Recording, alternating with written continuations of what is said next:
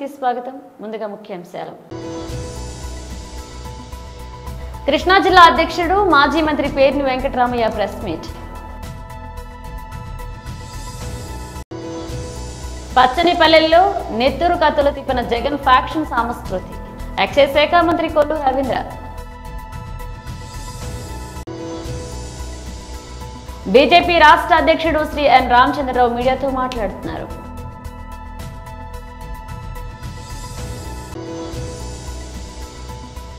తెలంగాణ భవన్ మీడియాలో మాట్లాడుతున్నారు BRS working president KTR.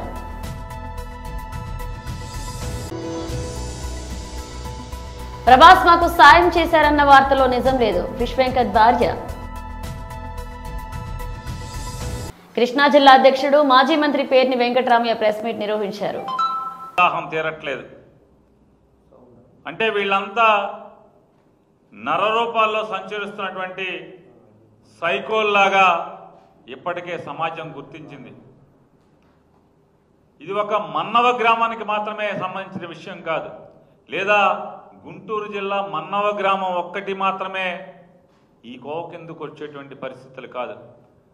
రాష్ట్రంలోని ప్రతి గ్రామాన నరరూప రాక్షసులే రాజ్యం ఏలుతున్నారు. ప్రస్తుతం ఈ నరకాసుర ఏలుబడిలో కరుకుగా నిటారుగా రౌడీ మూకలను, ఆడపిల్లలను చెరబట్టే కిరాతకులను, రాజకీయ ముసుగులేసుకొని హత్యలు ఘాతకాలు చేస్తున్నటువంటి సైకోగాళ్లను, లేదా ఇట్లాంటి దుర్మార్గులందరికీ సింహ స్వప్నంలా ఉండాల్సినటువంటి కాకి చొక్కాను సింహ స్వప్నంలాగా, ఈ కిరాతక మూకలకు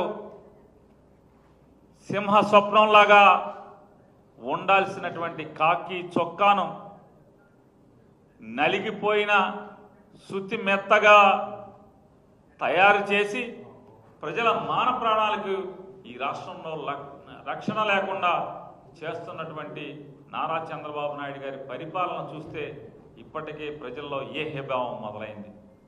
నారా చంద్రబాబు నాయుడు గారు ముఖ్యమంత్రిగా ప్రమాణ స్వీకారం చేస్తూ పక్షపాతం కానీ, భయం కానీ, వివక్ష కానీ లేకుండా రాగద్వేషాలకు అతీతంగా పరిపాలన చేస్తాను అని చెప్పి దైవ సాక్షిగా ప్రమాణం చేస్తున్నానని చెప్పని నారా చంద్రబాబు నాయుడు గారు ప్రమాణం చేశారు. అంటే దేవుడు సాక్షిగా ప్రమాణం చేసినటువంటి నారా చంద్రబాబు నాయుడు గారు ఇవాళ గడచిన సంవత్సర కాలంగా అంటే దేవుడు సాక్షిగా ప్రమాణం చేసినటువంటి నారా చంద్రబాబు నాయుడు గారు ఇవాళ ఆయన చేస్తున్నటువంటి ఏలుబడి ఏ రీతిగా ఉందో మనం చూస్తున్నాం. అదే నోటితో ఆయన పచ్చిగా వైసీపీ వాళ్ళకి పనులు చేయబాకండి, ప్రభుత్వం నుంచి పథకాలు ఇవ్వకండి అని చెప్పి బరితెగించి మాట్లాడతాడు అదే నోటితో ఆయన. అలాగే భూస్థాపితం చేస్తాను జగన్మోహన్ రెడ్డిని అని మాట్లాడతాడు. వైఎస్ఆర్ కాంగ్రెస్ పార్టీని భూస్థాపితం చేస్తానంటాడు. అధికారుల్ని మా పార్టీ వాళ్ళకి పనిచేయమని మాట్లాడతాడు. జిల్లా కలెక్టర్ల సమావేశంలో, ఎస్పీల సమావేశంలో మా పార్టీ కార్యకర్తలు, నాయకులు అసంతృప్తి చెందకుండా చూసుకోండి, మీ మీద కంప్లైంట్లు నాకు రాకుండా చేసుకోండి అని చెప్పి బరితెగించి జిల్లా అధికారులకు చెప్తాడు. అంటే దేవుడి సాక్షిగా అంటే పచ్చని పల్లెల్లో నెత్తురు కత్తులు తిప్పిన జగన్ ఫ్యాక్షన్ సంస్కృతి. ఎక్సైజ్ శాఖ మంత్రి కొల్లు రవీంద్ర. అధికారం కోల్పోయి ఇవాళ ఏం మాట్లాడుతూ ఉన్నారో, ఏం చేస్తూ ఉన్నారో వాళ్ళకి అర్థం కావట్లేదు. ఇవాళ అధికారంలో ఉండి ఆనాడు 5 సంవత్సరాలు ఒక అరాచకాలు చేసి, విధ్వంసాలు చేసి, రాష్ట్రాన్ని సర్వనాశనం చేసి, కక్ష సాధింపులతో ప్రజల్ని పీడించుకు తిన్నది వైఎస్ఆర్ పార్టీ జగన్మోహన్ రెడ్డి గారి నాయకత్వంలో. ఈరోజు వచ్చి ఇవాళ అసత్యపు మాటలు మాట్లాడుతూ ఉన్నారంటే నిజంగా ఇంతకంటే దుర్మార్గమైనటువంటి కార్యక్రమాలు ఇంకోటి ఉండవు. ఇవాళ మనం చూస్తూ ఉన్నాం, ఇవాళ వాళ్ళు వచ్చి నీతులు చెప్తా ఉన్నారు, నటిస్తూ ఉన్నారు. ముందు మీ నటన చూడలేకపోతున్నారు బాబు. ఎక్కడ చూసినా కూడా ఏదేదో జరిగిపోయినట్టుగా నటన చేస్తున్నారు. ఇవాళ మీరు పచ్చని పల్లెల్లో నెత్తుటి మరకలు చేసింది మీరు. ఆనాడు జగన్ ఫ్యాక్షన్ సంస్కృతితో కత్తులు తిప్పి గ్రామాల్లో అరాచకాలు చేసింది వైఎస్ఆర్ పార్టీ నాయకులు. ఇవాళ మీ నాయకుడు నాగమల్లేశ్వరరావు సర్పంచ్గా ఆనాడు అధికారాన్ని అడ్డం పెట్టుకుని అక్కడ గ్రామాల్లో వాళ్ళ మధ్య ఉన్నటువంటి వ్యక్తిగత కక్షలతో దాడులు చేసుకుని ఆనాడు అక్రమ కేసులు పెట్టి అలాగే బాబురావు మీద దాడి చేసి ఆ దాడిలో గాయపడినటువంటి బాబురావు దాదాపు నెల రోజుల పాటు గుంటూరు ప్రైవేట్ హాస్పిటల్లో ఉంది. వాస్తవం కాదా? మరి తర్వాత ఆ గ్రామాల్లో చేసినటువంటి అరాచకాలు అక్కడ ఉన్నటువంటి గ్రామస్తులకు తెలియదా? తెలుగుదేశం ప్రభుత్వం వచ్చిన తర్వాత ఊరు వదిలిపెట్టి పారిపోయి మళ్ళీ ఊళ్ళోకి వచ్చి రెచ్చగొట్టే కార్యక్రమాలు చేసి ఆ వ్యక్తిగత కక్షలతో దాడి చేసుకుంటే దానికి పార్టీ రంగులు పులుతారా? ఇంతకంటే దుర్మార్గమైనటువంటి కార్యక్రమాలు ఇంకోటి ఉన్నాయా? ఆనాడు మొట్టమొదట వైఎస్ఆర్ అధికారంలో ఉన్నప్పుడు వైఎస్ఆర్ పార్టీ మీరు అధికారంలోకి వచ్చిన వెంటనే మీరు గుంటూరు జిల్లాలో చేసినటువంటి దాడులు ప్రజలకు గుర్తులేమనుకుంటా ఉన్నారా? ఆ రోజున మీరు అన్ని చోట్ల కూడా అన్ని ప్రాంతాల్లో కూడా పెద్ద ఎత్తున దాడులు చేయించారు. తెలుగుదేశం పార్టీ నాయకుల మీద కేసులు పెట్టించారు. అనేక మందిని మీ కక్ష సాధింపుల వల్ల గ్రామాలు వదిలిపెట్టి పారిపోయినటువంటి సందర్భాలు లేవా? ఈరోజు మనం చూసుకుంటే బీజేపీ తెలంగాణ రాష్ట్ర అధ్యక్షుడు ఎన్ రామచంద్రరావు మీడియాతో మాట్లాడారు. మీ అందరికీ నా తరఫు నుంచి కృతజ్ఞతలు తెలుపుతున్నాను. ఒక మామూలు కార్యకర్తగా ఈ పార్టీలో పనిచేస్తూ సైకిళ్ళ మీద తిరిగి పోస్టర్లు అంటించి బ్యానర్లు కట్టి ఎలక్షన్స్లో బూత్ ఏజెంట్గా పనిచేసి బూత్ స్థాయిలో కార్యకర్తగా పనిచేసి నేను నా రాజకీయ ప్రయాణము బీజేపీలో వచ్చిన తర్వాత నేను మొదలుపెట్టాను. విద్యార్థి పరిషత్లో ఉన్న సమయంలో ఆ రోజులో ఉన్నటువంటి ఒక యాక్టివిజము అది భారతీయ జనతా పార్టీలో చేరిన తర్వాత కూడా నేను అది కొనసాగిస్తూ ఈరోజు కేంద్ర ప్రభుత్వంలో ఉన్నటువంటి ఒక భారతీయ జనతా పార్టీ నేతృత్వంలో ఎన్డీఏ ప్రభుత్వం దాదాపు 14-15 రాష్ట్రాల్లో భారతీయ జనతా పార్టీ స్వయంగా ప్రభుత్వం ఏర్పాటు చేసి 6 రాష్ట్రాల్లో కూటమితో ప్రభుత్వం ఉండి మరి అటువంటి పార్టీలో నేను కార్యకర్తగా పనిచేస్తూ ఈరోజు మా పార్టీ మా అధిష్టానం మా నేతలు నా మీద విశ్వాసం పెట్టి కార్యకర్తకు అధ్యక్ష పదవి ఇచ్చినంటే ఇది కేవలము కార్యకర్తగా నేను పనిచేసినటువంటి ఒక పనిని చూసి నాకు ఈ యొక్క అవకాశం ఇచ్చింది నేను భావిస్తూ ఉన్నాను. భారతీయ జనతా పార్టీ ఒక కార్యకర్తల పార్టీ. భారతీయ జనతా పార్టీ ఒక కార్యకర్తలు లక్షలాది మంది ఉన్నారు. ఈరోజు తెలంగాణలో 40 లక్షల సభ్యత్వంతో కార్యకర్తలు బూత్ స్థాయిలో నుంచి పనిచేస్తూ పార్టీ కోసం అహోరాత్రులు పనిచేయడానికి సంకల్పంతో ఉన్నారు. గతంలో పార్టీ తక్కువ ఉన్న సమయంలో పార్టీ ఈ యొక్క రాష్ట్రంలో మొట్టమొదటిగా ఎప్పుడైతే ఈ రాష్ట్రంలో పెరుగుతున్న సమయంలో అనేక మంది కార్యకర్తలు వాళ్ళ ప్రాణ త్యాగాలు చేశారు. వారి యొక్క అన్ని రకాలుగా కుటుంబ త్యాగాలు చేశారు. ఎన్నో త్యాగాలు చేసిన తర్వాత పార్టీ ఈరోజు ఇంత దూరం వచ్చింది. మరి ఇంత పెద్ద పార్టీ 14 కోట్ల మెంబర్షిప్ ఉన్నటువంటి పార్టీ దానికి రాష్ట్ర స్థాయిలో నాకు అధ్యక్షత చేయడం అనేది ఉందో ఇది కేవలం కార్యకర్తల ఒక ఆశీర్వాదం అని చెప్పి నేను భావిస్తూ ఉన్నాను. నేను మహోరాత్రులు కూడా కార్యకర్తగా పనిచేస్తూ కార్యకర్తలు కూడా నేను మీ ద్వారా కోరుతా ఉన్నాను. తెలంగాణ ప్రజలు భారతీయ జనతా పార్టీ చూస్తూ ఉన్నారు. ప్రజల ఒక ఆకాంక్ష భారతీయ జనతా పార్టీని తీసుకురావాలి తెలంగాణలో అని నేను ఎప్పుడు చెప్తా ఉంటాను. కాంగ్రెస్కో బీఆర్ఎస్ ఈ రెండు పార్టీలు కూడా ఇక్కడ పరిపాలించినటువంటి తెలంగాణ భవన్లో మీడియాతో మాట్లాడుతున్నారు BRS working president KTR. Telangana రాష్ట్రం ఏర్పడిన తర్వాత ఈరోజు చిన్నపిల్లని అడిగినా నీటికి పల్లం ఎట్లా తెలుసో అట్లాగే రైతులకు ఎవరేం చేసిండ్రు నిజం యావత్ తెలంగాణకు చిన్నపిల్లల నుంచి మొదలు పెడితే పండు ముసలి వాళ్ళ దాకా అందరికీ తెలుసు. తెలంగాణలో రైతు రాజ్యం ఎవరు తీసుకొచ్చారో, తెలంగాణను ధాన్యం ఉత్పత్తిలో భారతదేశంలోనే పంజాబ్ను హర్యానాను తలదన్ని నెంబర్ 1 ఎవరు చేసినరో తెలంగాణ ప్రజలకు తెలుసు. వ్యవసాయాన్ని పండుగగా చేసి మరి 10 ఏళ్ల పాటు అద్భుతంగా వ్యవసాయాన్ని ఫార్మర్ ఫస్ట్ అనే నినాదంతో చివరికి జాతీయ పార్టీగా అవతరించిన అబ్ కీ బార్ కిసాన్ సర్కార్ అనే నినాదంతో రైతు కేంద్ర బిందువుగా ప్రభుత్వాన్ని ఎవరు నడిపినో అందరికీ తెలుసు.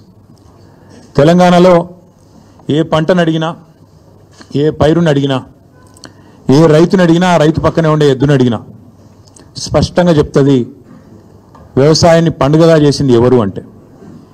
కాకపోతే జగమెరిగిన సత్యాన్ని అర్థం చేసుకోలేని వాడిని చవట అంటారు, నిజం తెలిసినా కూడా ఒప్పుకోనని రేవంత్ రెడ్డి అంటారు.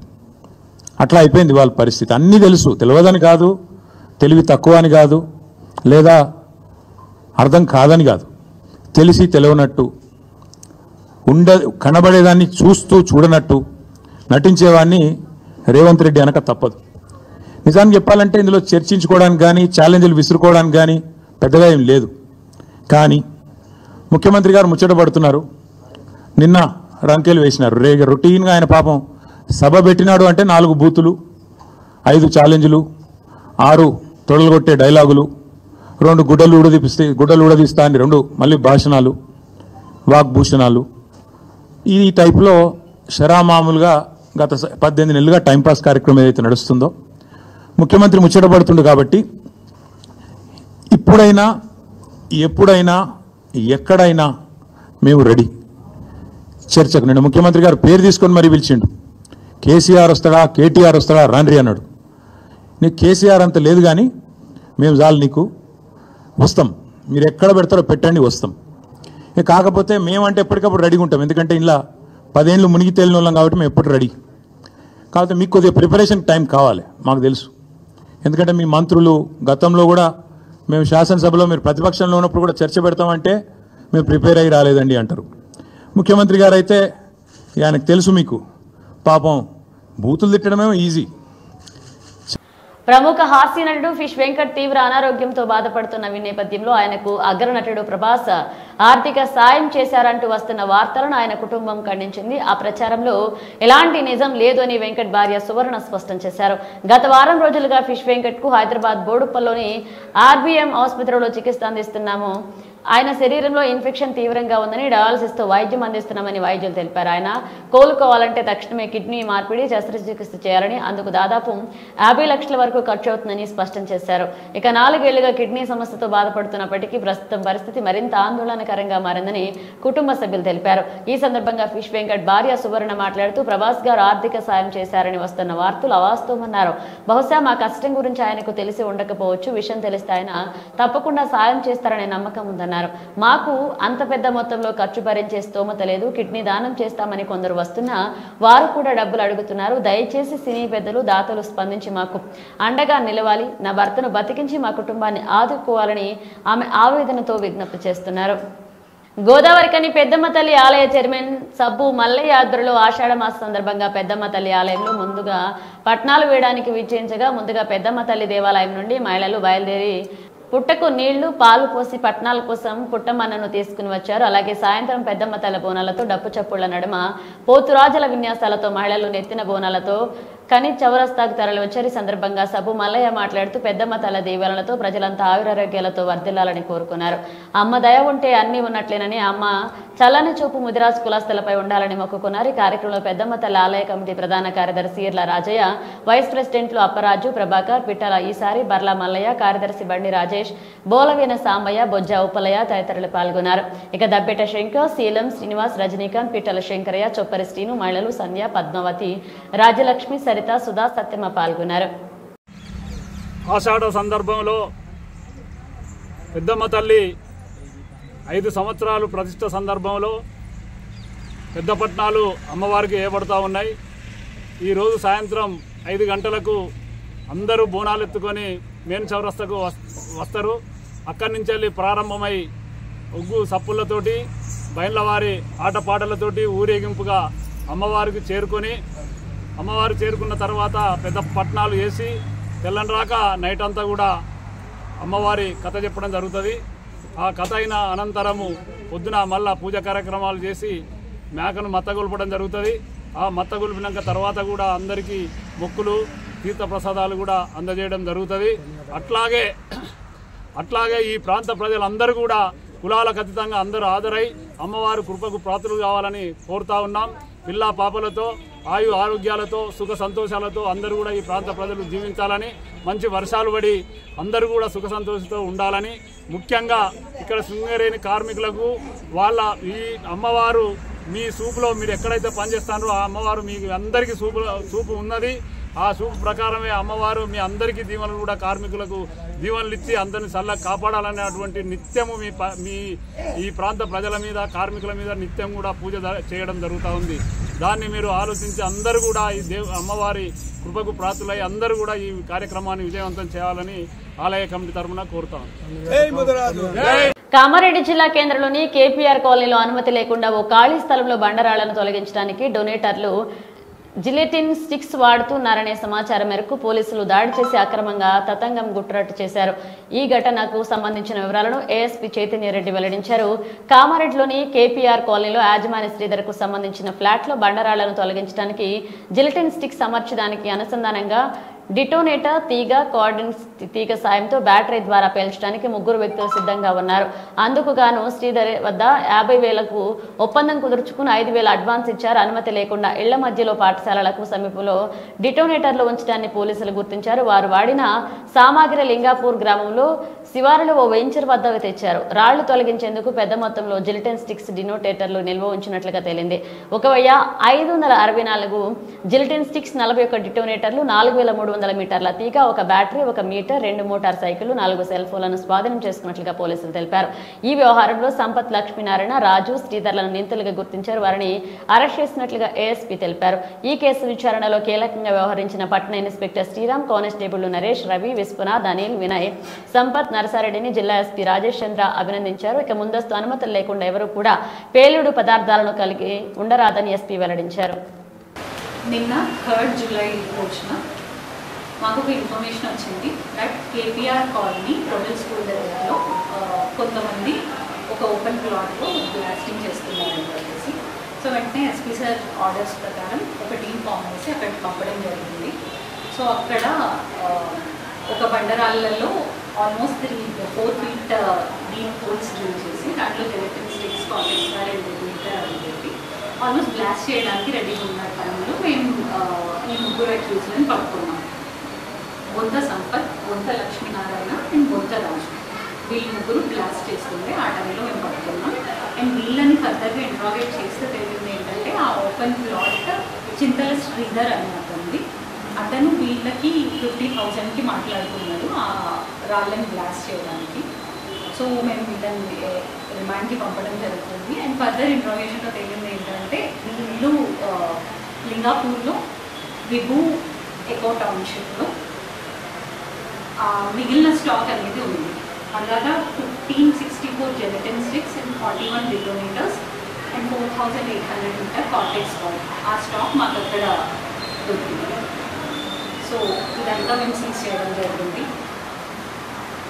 సో ఐ అనుకుంటాం I congratulate my team, CI Narahari, Sriram and మిగిలిన కానిస్టేబుల్స్.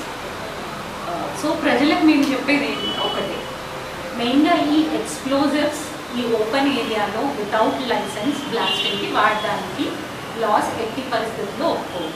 అలా ఎవరు చేసినా మేము వెంటనే శిక్షించాల్సి వస్తుంది.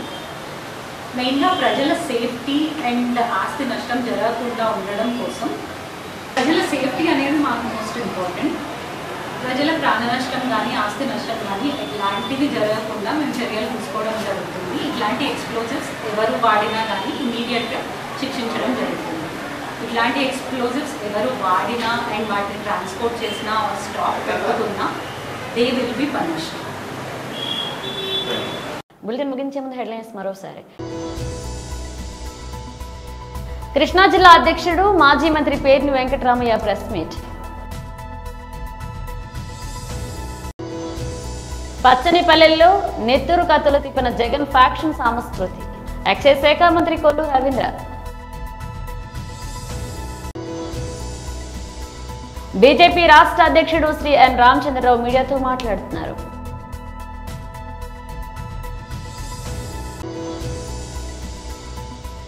తెలంగాణ భవన్ మీడియాలో మాట్లాడుతున్నారు బీఆర్ఎస్ వర్కింగ్ ప్రెసిడెంట్ కేటీఆర్.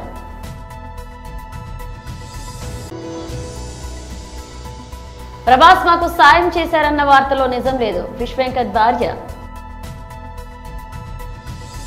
ఇవి బులెటిన్ అప్డేట్స్. మరణ అప్డేట్స్తో మళ్ళీ కలుద్దాం.